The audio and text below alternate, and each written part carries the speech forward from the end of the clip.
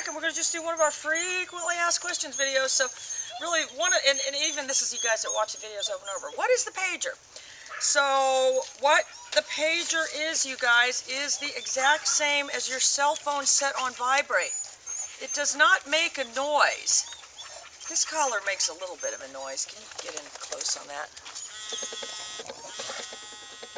This is the 200 though. The pager on the 300 is actually weaker, which I don't like.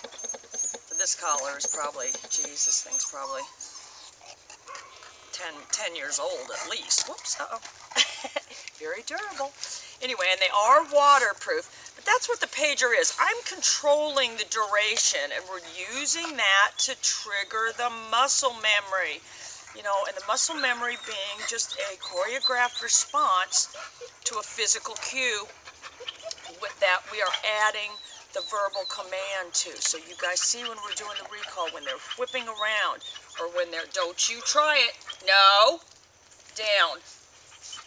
Learned my lesson from last week. That could have been another video in dealing with dog aggression, because now I know that's what she does. Oh, she acts all friendly and then ha ha ha ha.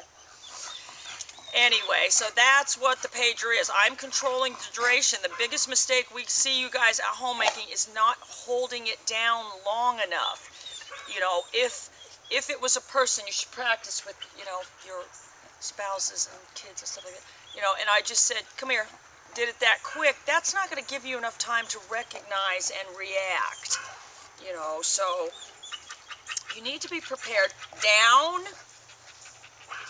I held it down there all the way until the dog got down. Good girl.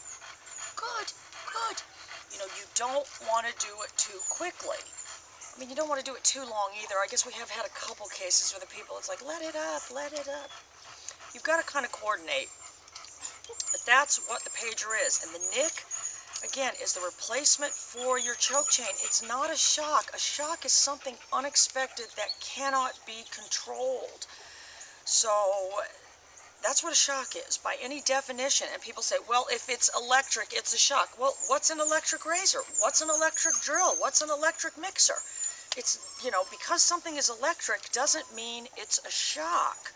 So you have got to condition the dog that that's what it is, but the way that we're using the collar is under the principles of avoidance training, that I'm behaving this way because I feel successful, not I'm behaving this way because I fear punishment. So by virtue of that, we are using the collar to make commands stronger, make behaviors that we want stronger by using the collar, rather than trying to decrease. Eli, did you try to steal those treats?